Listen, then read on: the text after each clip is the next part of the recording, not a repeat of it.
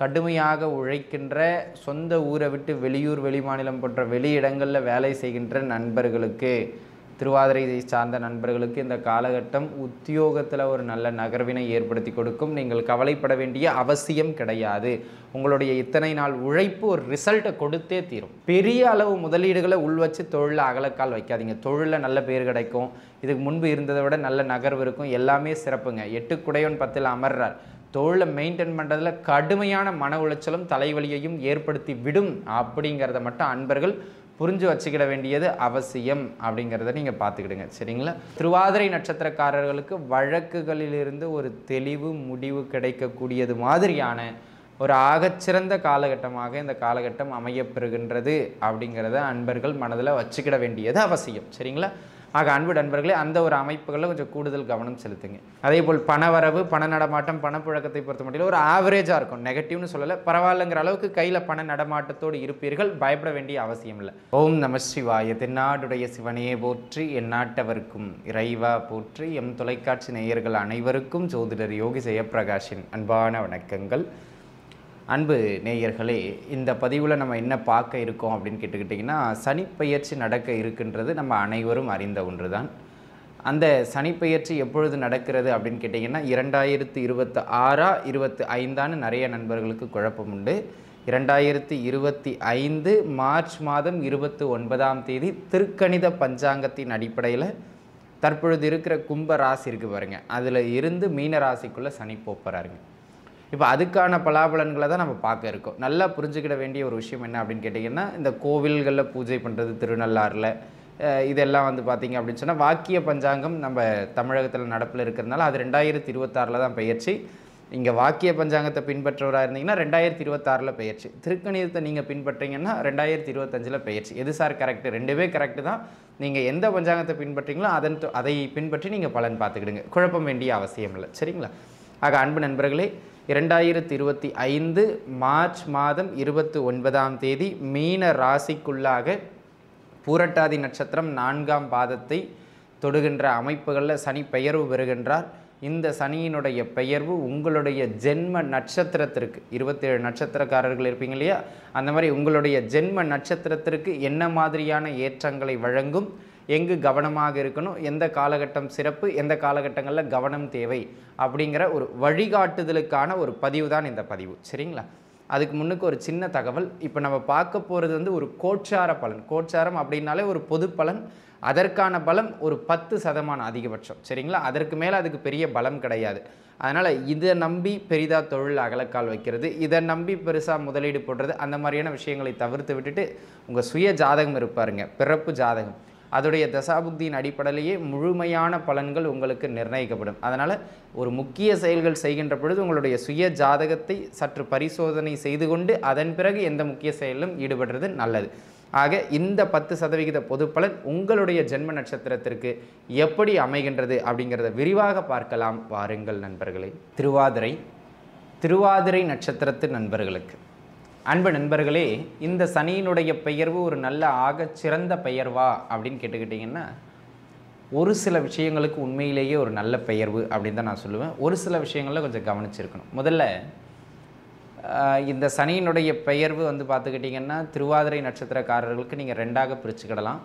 இந்த 2025 மார்ச் மாதத்திலிருந்து 2026 மே மாதம் வரையிலும் அப்படியே ஒரு ஏறுமுகமாக இருக்கும். எதுலைங்க? உத்தியோகம், தொழில், பொருளாதாரம். இதில் அப்படியே அதிலிருந்து ஒரு வருஷம் பார்த்திங்க அப்படின்னு சொன்னால் பிற்பகுதி அப்படியே கொஞ்சம் மந்தமாகும். ஸோ இது நான் எல்லா விஷயத்துலேயும் நான் சொல்கிற நற்பலன்களை ஃபஸ்ட் ஹாஃபில் கொஞ்சம் ஏற்றிக்கிங்க, செகண்ட் ஹாஃபில் கொஞ்சம் டல்லாக தான் இருக்கும். சரிங்களா? இந்த புரிதலை மனசில் வச்சுக்கிட்டு பலன் பார்க்கலாம். அன்பு நண்பர்களே, இந்த காலகட்டம் முதல் அமைப்பாக நல்ல வேலை வாய்ப்புகளை ஏற்படுத்தி கொடுக்கக்கூடிய காலகட்டம். ஆக படிச்சுட்டேங்க, படிச்சுட்டு பெருசாக சொல்கிற அளவுக்கு ஒன்றும் வேலை இல்லைங்க, நானும் என்ன பண்ணுறதுன்னு தெரியாமல் எல்லாவற்றுக்கும் ட்ரை பண்ணிக்கிட்டு இருக்கேன், ஒரு வேலை வாய்ப்பும் கிடைக்கல அப்படிங்கிறவங்களுக்கு ஓரளவுக்கு நல்ல வேலை வாய்ப்புகளை ஏற்படுத்தி கொடுக்கக்கூடிய காலகட்டமாக இந்த காலம் அமைகின்றது.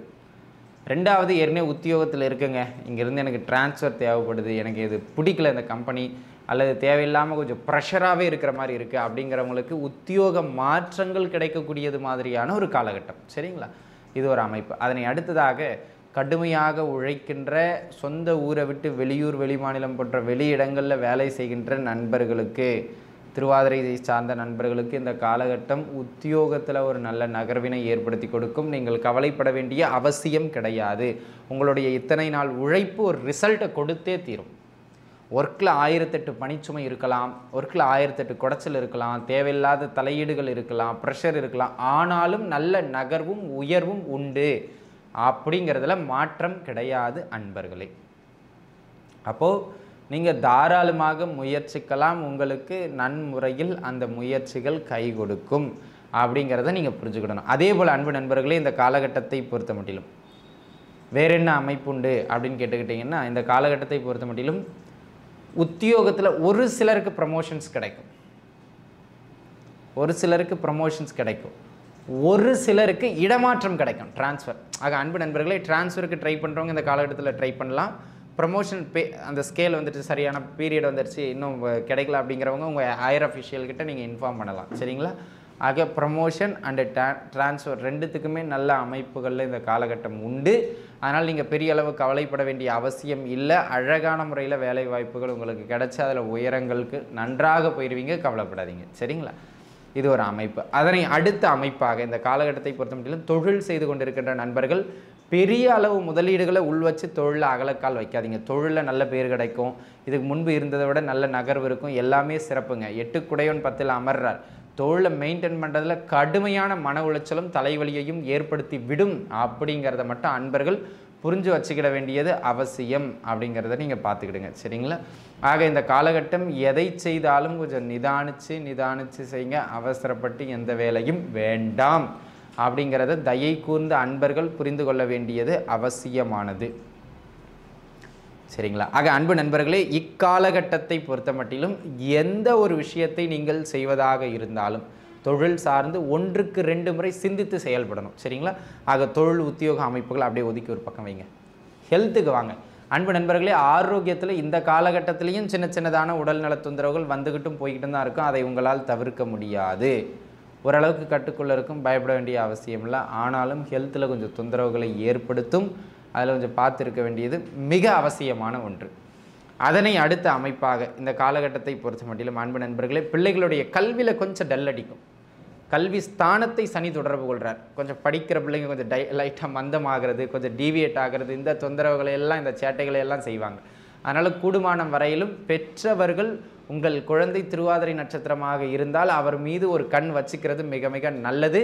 எடுத்தோம் கவிழ்த்தோம்னு அவங்கள போட்டு மிரட்டிடக்கூடாது. கொஞ்சம் தட்டி கொடுத்துக்கிட்டே வந்தீங்கன்னா அழகாக படிக்க ஆரம்பிச்சிருவாங்க. சரிங்களா? இது ஒரு அமைப்பு.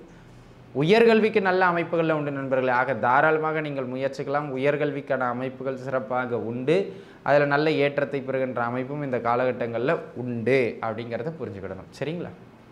அதே போல் அன்பு நண்பர்களே, தகப்பனார் வழியிலிருந்து சில நன்மைகள் கிடைக்கும், அல்லது குலத்தொழில் செய்து கொண்டிருப்பவர்களுக்கு சில நன்மைகள் கிடைக்கும். ஆக தகப்பனார் அல்லது குலத்தொழில் மூலமாக சில நல்ல கான்டாக்ட்ஸோ சில நன்மைகளோ வந்து சேரும். பயப்பட வேண்டாம்.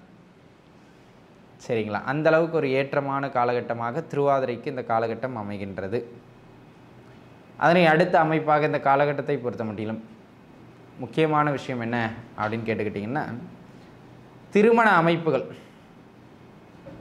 கைகூடி வரும்.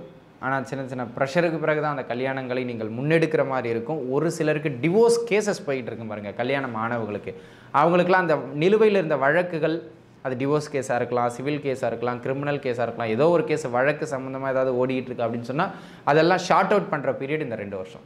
ஆக திருவாதிரை நட்சத்திரக்காரர்களுக்கு வழக்குகளிலிருந்து ஒரு தெளிவு முடிவு கிடைக்கக்கூடியது மாதிரியான ஒரு ஆகச்சிறந்த காலகட்டமாக இந்த காலகட்டம் அமையப்பெறுகின்றது அப்படிங்கிறத அன்பர்கள் மனதில் வச்சுக்கிட வேண்டியது அவசியம். சரிங்களா?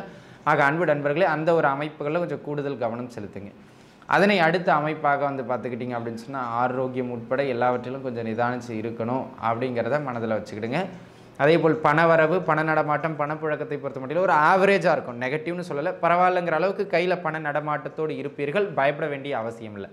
வயதானவர்களுக்கு உங்கள் குழந்தைகளினுடைய வளர்ச்சியை கண்டு நீங்கள் மன மகிழ்ச்சி பெறக்கூடிய அற்புதமான காலகட்டமாக இந்த காலகட்டம் அமையப்பெறுகின்றது அப்படிங்கிறத மனசில் வச்சுக்கிடுங்க. ஆக இந்த காலகட்டம் வந்து பார்த்துக்கிட்டிங்க அப்படின்னு சொன்னால் திருவாதிரை நட்சத்திரக்காரங்களுக்கு ரொம்ப சூப்பர்னு சொல்ல முடியாது.